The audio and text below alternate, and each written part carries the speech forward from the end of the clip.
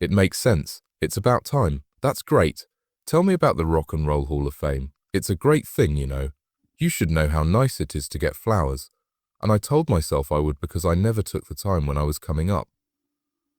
In front of him, he calls him brother. But Lenny Kravitz is finally telling Jason Momoa, the man who married his ex-wife Lisa Bonet, how he really feels about him behind closed doors. Kravitz finally tells them what's really going on between them after years of fake smiles and matched skull rings. Lenny Kravitz was born in New York City on May 26, 1964. Cy Kravitz, his father, was a Russian Jewish TV director who worked for NBC. Roxy Roker was his mother. She was a famous black actress from the Bahamas who played Helen Willis on The Jeffersons. Their marriage began with fights. Because Cy wasn't Jewish, his parents didn't go to the wedding in 1962.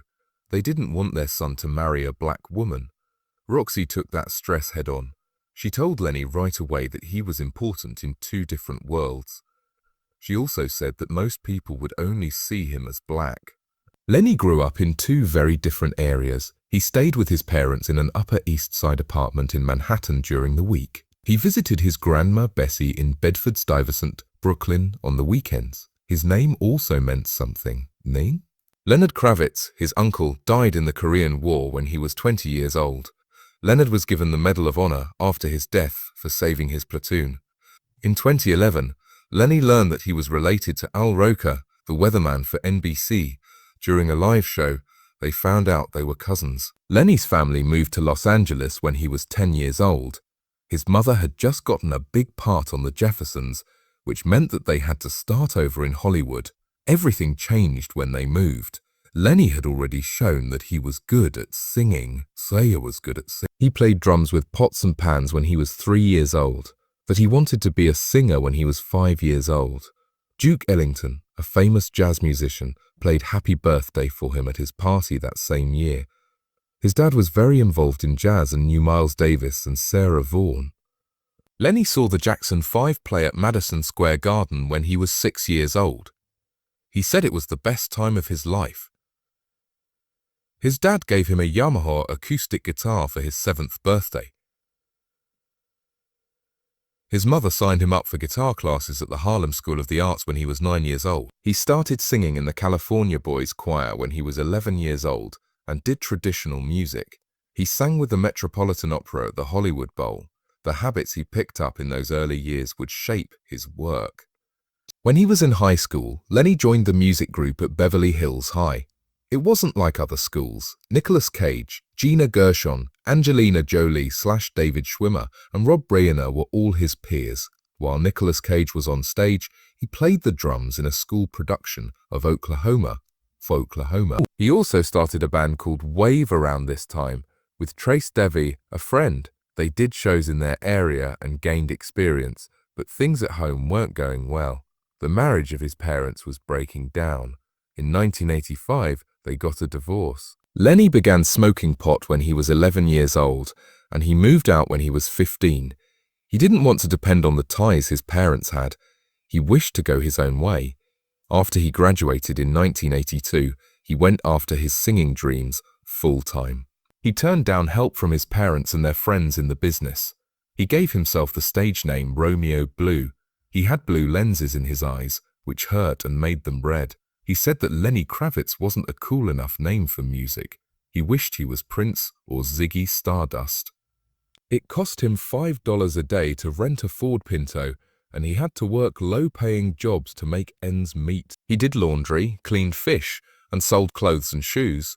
He tried really hard, but he still couldn't get a record deal. In 1986, he came back to New York to start over. After 1987, things began to change. Lisa Bonet was an actress who was on The Cosby Show when he met her. In November of that year, they got married in Las Vegas. Zoe, their daughter, was born in 1988. His music wasn't getting heard, even though he had a new family. They told him he wasn't black enough for R&B or white enough for rock. The first record by Lenny Kravitz came out in 1989. It was called Let Love Rule. There was nothing like that sound on the 6th of September when it came out. Pop music that was slick and heavy on production were popular in the late 1980s. Lenny did the wrong thing. The songs were his. He sang them. He made the record himself and played almost every instrument on it. It sounded like a mix of rock, soul, funk, and trippy energy from the 1970s. The US critics didn't really like it, but the record did really well in Europe. Over 2 million copies were sold there in 5 years. It didn't even hit 1 million in the US. Everything changed in 1991. Lenny's second record, Mama Said, came out on April 2. It came out when things were tough. He was splitting up with Lisa only a year after Zoe was born. He also had to deal with his sudden fame. There was more and more pressure. Lenny stopped talking for a while and became very sad. In the end, he said that he didn't leave the house much and put all of his thoughts into the songs. That pain made the music what it is. The sound moved forward. It felt retro, but more like it did in the early 1970s. Some people thought it should have come out in 1972. Mama Said got to number 39 on the Billboard 200 and sold 1 million copies in the US. More than 3 million copies were sold around the world. There was one song that stood out. The bass of It Ain't Over Till It's Over was smooth. There were sitar riffs and string parts, and Lenny's falsetto was at its best. That song helped the album become his first real hit in the music business. Then, in 1993, something happened to Lenny that changed everything. It was Waterfront Studios in Hudson, New York, where he was with musician Craig Ross. Before another band came in, they had 5 minutes.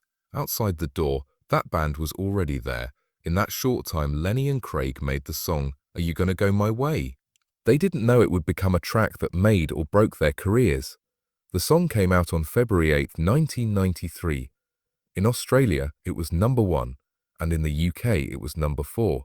It was played on rock radio all over the US. It got even bigger after the video. It was directed by Mark Romanek and showed Lenny in a blood-red suede dress. The look and energy became famous when Cindy Blackman played drums like Santana. Lenny said that the words were meant to sound like Jess's voice. The song had a strong spiritual edge thanks to lines like, "Was born long ago, and I have come to save the day." It was up for 2 Grammys. Best Rock Song and Best Rock Singing Performance. His song brought him a lot of attention, even though he didn't win that year. Lenny Kravitz never meant to become a pop star. He wrote a song in 1991 called Ain't Over Till It's Over. Smokey Robinson almost got it from him. This made him think it was too common. Kravitz wished to stay hidden. I tried to avoid the song, but it was too strong. It got to number 2 on the Billboard Hot 100. Everything changed because of that one song. It was impossible for him to go down the street without being seen. He was now known by everyone. There was another time like that 7 years later. Kravitz began to play around with a riff in 1998 while trying a studio amp. It wasn't planned. It wasn't even on the record. Away was the song that came out of that jam. Someone heard it and told him he should put it on his new record, 5. At first, he didn't want to. Not long after that, Peugeot used the song in a UK car ad.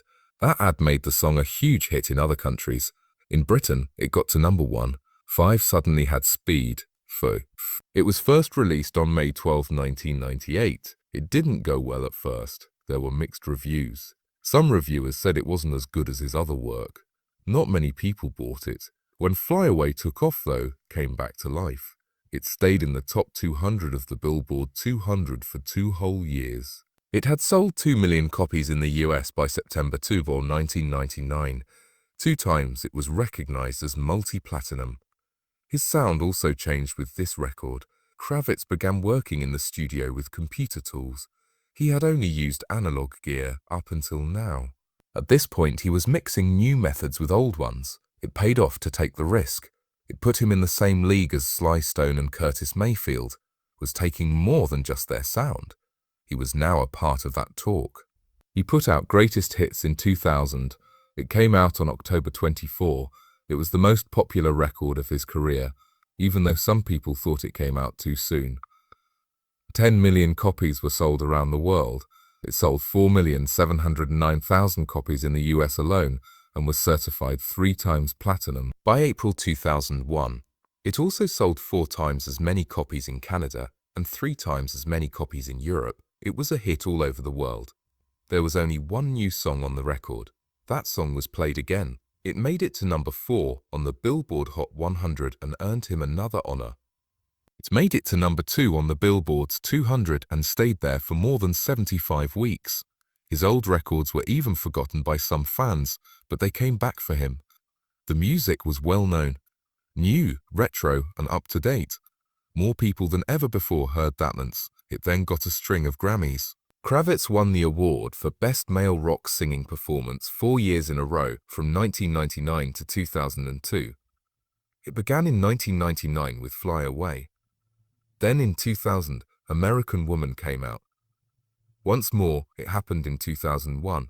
He won in 2002 with Dig In. That award had never been given to another artist. 4 times in a row, it was 3 for Bruce Springsteen. Before Kravitz beat it, that was the record. Pop music was played everywhere back then. The lists were topped by groups like Britney Spears and the Backstreet Boys. There was less rock, but Kravitz kept his spot. His sound and style brought new life to the style just when it was needed it. Lenny Kravitz was still going by the name Romeo Blue in 1985. It wasn't clear who he was. He was just a young artist on the move. That year, he went to California to see New Edition. That's the first place he saw Lisa Bonet. She was well known from The Cosby Show. He saw her getting into an elevator. His heart began to beat fast. He talked about her hair. It wasn't smooth, but it didn't matter. After that, they talked again backstage, and this time something clicked. It seemed like time had stopped, he said. They didn't start going out together right away. First, they became friends. That friendship grew over the next 2 years. Lisa even let him sleep on her couch at one point. It was 1987 before they became a couple. Lenny moved into her Venice home. He put all of his instruments in one room and the music began to play. He said the tunes came to him easily. Lisa made everything different. He still used a made-up name around her because he didn't know who he was. But she helped him find his true voice. 2 of the songs on his first record were written with her. She also shaped how people saw him. He forgot his comb when he moved in. His hair began to lock. Lisa told him to keep it after looking at him. He got dreadlocks at that moment, and they would be a part of his style for years to come. On November 16, 1987, they got married. Lisa turned 20 years old. They ran away together in Las Vegas, at a place known as the Chapel of Love. Their girl was born on December 1, 1988. You can call her Zoe Isabella Kravitz. Lenny said they had their own world, style, and beat. He didn't mind that people called him Mr. Bonnet. He told her he was happy to be with her. He still says he thought about music too much. It was over between them in 1991. The split was finalized in 1993. Zoe was only 2 years old. On the other hand, Jason Momoa's story didn't begin in Hollywood. He was born in Hawaii in 1979, but his mother raised him in Iowa. He was 19 years old and studying marine biology at the University of Hawaii when something very bad happened in his life. Takeo Kobayashi, a fashion designer in the area, saw him and told him he should try modeling. Then they asked them to try out for Baywatch, Hawaii in 1999. He beat out more than 1,000 other players to get the part. It was his first part, and it helped people remember him, but it didn't lead to any other opportunities. He had a hard time for years after Baywatch. He had trouble getting an agent. No one thought much of him as an actress. He later said that the part didn't put any value on him. He saw the whole world with the little money he had. He lived in a van and called himself a rock climbing bum. In 2008, something that changed my life took place. So he was harmed at the Hollywood Bird Cafe. Someone hit him in the face with a pint glass. Momoa had to have surgery to fix things up, and he got over 140 stitches. He has a deep scar above his left eyebrow from the cut. It changed how he looked. People stopped seeing him as just good-looking. The scar made him look tougher. It turned out well for him. 2010, things finally went well for him. The people who make Game of Thrones saw his picture on a page for casting fans. People thought he looked just like Khal Drogo. He tried out by singing a haka. It made them feel good. He got the part. He was only in the first season, but it made a big difference. Hollywood started to pay attention all of a sudden. He won the CinemaCon Rising Star Award in 2011, right after Game of Thrones. Lionsgate said he was the next action hero who could not be stopped. In the same year, he played the lead role in Conan the Dark. He was nominated for a Screen Actors Guild Award in 2012 for his role in Game of Thrones. After that came Aquaman. It was a secret, but Zack Snyder cast him in the DC Extended Universe in 2014. He first showed up quickly in 2016's Batman vs. Superman and 2017's Justice League. The movie Aquaman came out in 2018. It made more than $1.01 billion around the world. It made more money than any other DC movie ever. He played Aquaman in a crazy way. It was brave and not at all what people thought it would be. Everything changed because of that part. His first job, Aquaman, he said was just to make money for his family. After that, he could pick. On Apple TV+, he got the lead in Sea. He joined Fast X in 2023 and Dune in 2021. He's also going to come back as Lobo in The World of Tomorrow with Supergirl. Then came the awards. In 2017, he was up for a Canadian Screen Award for Frontier. Ocean's 8 earned him the Jupiter Award for Best International Actor in 2019. He was up for the MTV Movie and TV Awards, the Teen Choice Awards, and the Kids' Choice Awards all in the same year. He was up for the People's Choice Awards again in 2024. John Momoa. In 2005, they met at a jazz club in Los Angeles. It wasn't just a meeting for him. That moment had been coming for him since he was 8 years old. Lisa played Denise Huxtable on The Cosby Show back then, which is where he saw her.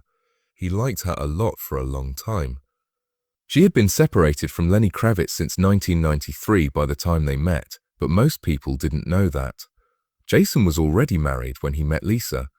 She was an actor, and they had been together since 1999. They had been together for 6 years after meeting on the set of Baywatch. In 2004, they said, "I do." That ended quickly in 2005 when Jason began dating Lisa. He didn't look back. People thought Jason and Lisa were married in 2007 for a long time. It wasn't true. In fact, they didn't get married until October 2017. Still, they had a strong bond.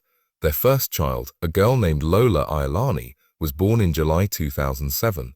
They had a son in December 2008, just over a year after they got married.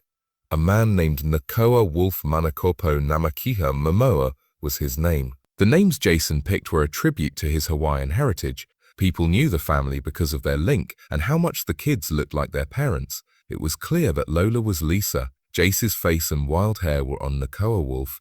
All of them had long hair. The documentary Common Ground was shown in Beverly Hills in January 2024.